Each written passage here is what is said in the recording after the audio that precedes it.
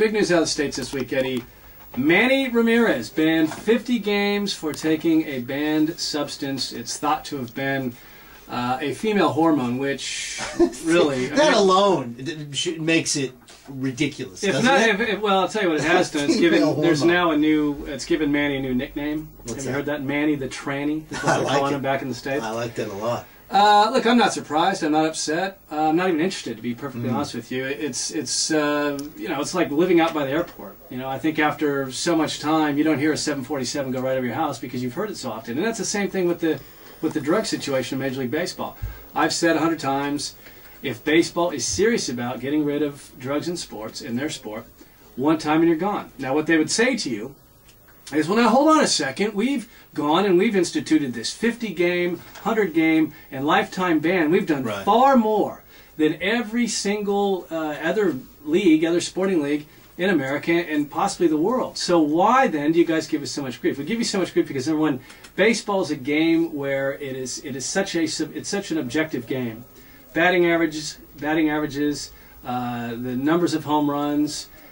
It's very record specific. Major League Baseball. More than any other sport. Exactly, and so it's very difficult. I mean, how do you quantify whether or not a quarterback on steroids could throw more touchdowns? There's too many other equations that play into football, into basketball, and other sports. So when you take a look at it, baseball is the one sport where, if it has a drug problem, you can say there's a direct correlation between taking a drug and performing on the field. Right. Yeah, no, I agree. To me, it's not like living at the airport, because I'll give you a couple of reasons why. I think that, remember, at the start of the year, and you and I talked about, you were really down on baseball. You've been on it for years, and I said, look, we need to get into it this year. We got a lot of people out there who listen and love baseball. A lot of Australians playing over there. It's going to be a great year, blah blah. And it has been a great year. Oh, look, I'm not saying it's not stories, but this is starting to taint it, and with this combined with the A-Rod story, which that was the one for me where I didn't care about. Well, now I kind of do, because now you got two big stories involving two big personalities. Both of them have done this. And the other thing where I think this really makes a big impact on is this Red Sox story. Manny being a part of that. That was possibly the best story of the last 10 years, this great story about this franchise that hadn't won it in so many years. Wonderful story. They finally get there. Well, turns out one of their guys was cheating. Indeed. One of the guys was probably using steroids. Was Big Papi on steroids? Well, he's a cheat. Were the other guys on steroids? I mean, where do you draw the line? And that's why I said it's like living at the airport. I'm not even hearing it any longer. I'm not hearing that guys use steroids anymore. I've heard it too long. Nothing surprises me anymore. But what I will say to you, Eddie, is that Manny, he's a cheater, he's a fraud, and he's an idiot. Because quite frankly, at this point in the game, baseball players are strictly they're meant to tell a trainer every single drug, everything you put into your body, everything that's right. Every single substance that isn't milk or water, you're supposed to tell them. Yeah, today I had a steak. They get to that degree. A steak. Seriously, they get to that degree of knowing what these guys are doing. Exactly. And so my point is that for him to do this now, he's just not very bright.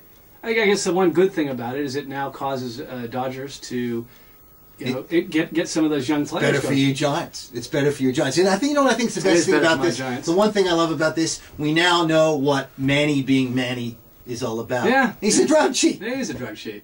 He's it's an idiot. And I know a lot of people probably go, well, what about his agent? What's Scott Boras said? Like, Scott Boras is going to stop this. Think about it. Steroids mean big numbers, mean big contracts. As far as Scott Boras is concerned, he got the $45 million for 2 years for Manny Ramirez. He's been paid. Yeah. Don't expect any agent, laughing to the bank, specifically not that agent, to get that cut up over the fact that this guy's been doing steroids.